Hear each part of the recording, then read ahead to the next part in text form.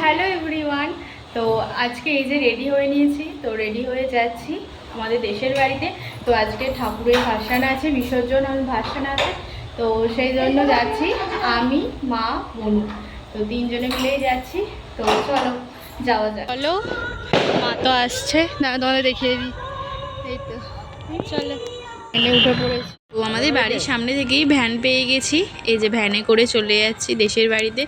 চলো, এই তো হাই রোডটা পৌঁছে গেলি, ব্যাস চলে আসলাম। তো ঠাকুরের কাছে তো চলেই এসেছি, আর এখানে সব আমার খুড়তুতো ভাই, মানে ওই রিক, রৌনক, একটা কাকু, তিনজনে মিলে এখানে ভোগ বিতরণ করছে। আর এই তো মানা পিসিও এসে গেছে, আর সকলের সাথেই আস্তে আস্তে দেখা হচ্ছে আবার কালকের মতো। তো আজকেই কারণ ভাসান দিয়ে দিচ্ছে, কারণ আমাদের যেহেতু ঠাকুর সোনারে পড়ে থাকে, সেই জন্য এখানে একজনকে জেগে থাকতে হয় রাত্রিরে, তো সেই জন্যই তাড়াতাড়ি আজকেই ভাসান দিয়ে দিচ্ছে। চলো, মানা পিসির সঙ্গে মা একটু কথা বলছে, আর আমরা একটু ভোগ নিয়ে নিলাম। এখানে এখন বসে আছি।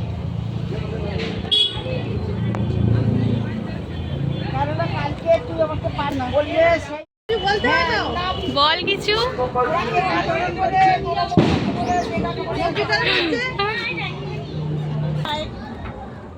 বাড়িতে চলো, আমরা এখন ওই বাড়ি যাচ্ছি।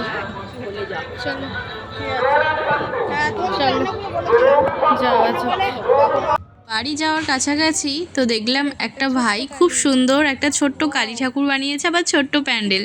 তোমাদেরকেও দেখাচ্ছে, এই দেখো এখানেও পুজো হয়েছে, কি সুন্দর বানিয়েছে দেখো, পুরো আদলে আমাদের যে দেশের বাড়ি যে ঠাকুর সেই রকমই বানিয়েছে। আবার আমাদের যে ঠাকুরের ওখানেও একটা এরকম কালী ঠাকুর দেওয়া হয়েছে, তোমাদেরকে দেখাবো, ঠিক আছে? খুব সুন্দর লাগছে দেখো, ছোট্ট প্যান্ডেলের ওপর ঘট বসিয়ে কি সুন্দর পুজো করেছে, খুব ভালো লাগছে। চলো এবার তোমাদেরকে আমাদের দেশের বাড়িটা ঘুরিয়ে দেখাবো, আজকে যতটা পারবো ততটা দেখাবো। অন্য একদিন যেদিন দিনের বেলায় আসবো, তো সেই দিনে তোমাদেরকে ভালো করে ঘুরিয়ে দেখাবো, ঠিক আছে? চলো যাই। এই তো চলে এসেছি আমাদের দেশের বাড়িতে, আর এই তো এটা হচ্ছে আমাদের ঠাকুর দালান। তো এখানেই কালী ঠাকুরকে বানানো হয়েছে, এই মন্দিরে বসেই কিন্তু কাকু এসে বানিয়েছে। খুব সুন্দর লাগছে না মন্দিরটা? যেদিন দিনের বেলায় যেদিন আসবো তোমাদেরকে ভালো করে ঘুরিয়ে দেখাবো। আর এই বাড়িটা 1900 সালের, সেই জন্য একটু ভেঙে আরে গেছে। আর এটা হচ্ছে সামনের গেটটা, তো এইখান দিয়েই আমরা ঢুকতাম, বাড়ির ভেতর প্রবেশ করতাম। আর এখানে যে মাটি পড়ে আছে, ওই তো ঠাকুর বানানো হচ্ছিল সেখানেরই মাটি। আর এখানে একটা আন্টির বাড়ি হচ্ছে।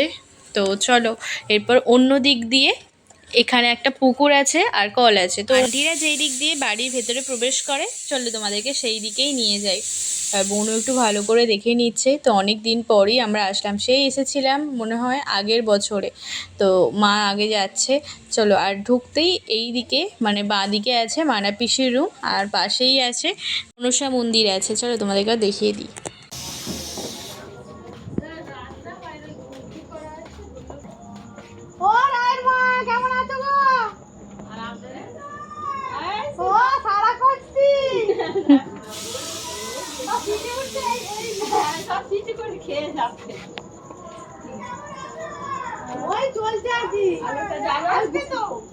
এই তো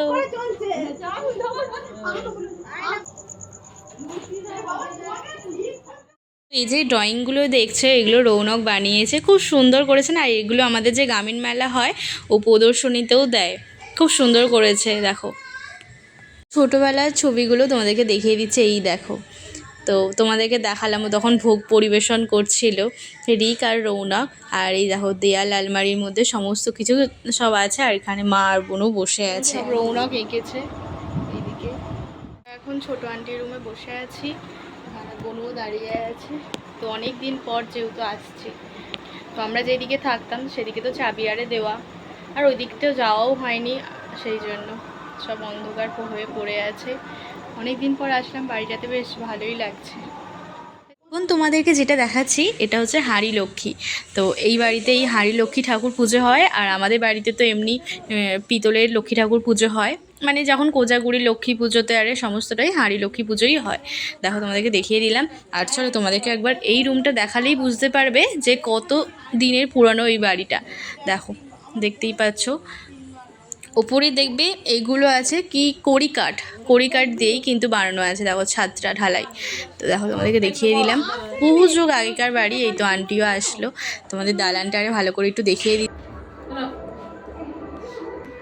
এই তো এখন মা আর বড় আন্টি দুজনে মিলে বরণডালার সাজটা তৈরি করছে। বরণডালা করতে যা যা জিনিসপত্র লাগে সেই সমস্ত কিছু দিয়েই করছে, যেমন পান পাতা, এদিকে সন্দেশ, দুধ, মধু, তারপর এদিকে চাল, আর যা যা রেডি করতে লাগে সমস্ত কিছুই রেডি করে নিচ্ছে। এখন মা আন্টিরা সবাই মিলে যাচ্ছি ঠাকুরের কাছে, চলো বরণ করার জন্য। চলো এবার আমরা যাচ্ছি।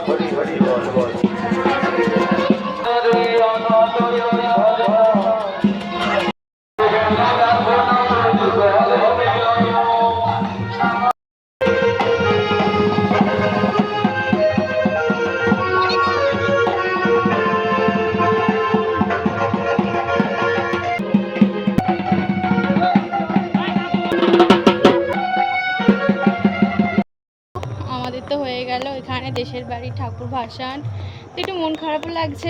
এই তো বনু আর সামনে দাদাই এসে গেছে, দাদিতে কয়েকগুলো বাজি ফোড়ালো। চলো এরপর এখান থেকে আরও কয়েকটা ঠাকুর দেখবো, দেখে একেবারে ডিরেক্ট বাড়ি, তারপর আমাদেরকে আবার নামিয়ে দিয়ে এসে আবার মাকে নিয়ে যাবে। চলো তো তোমাদেরকেও দেখিয়ে দিলাম, এইভাবেই প্রত্যেক বছর বিসর্জনারে হয় ঠাকুরের। আর প্যান্ডেলটা পুরো ফাঁকা, দাঁড়া তোমাদেরকে দেখা। এখানেই পুজো হয়, ওই যে হাইওয়ে আছে, হাইওয়ে থেকে নেমে এখানেই পুজো হয় প্রত্যেক বছর। এই দেখো পুরো ফাঁকা হয়ে গেছে। কত সুন্দর, একটু আগে মজা আরে করছিলাম। এই তো চলো, তো বাড়ি ফিরে তবে তোমাদের সাথে কথা বলছি, তার আগে তোমরা কয়েকটা ঠাকুর দেখে নেবে।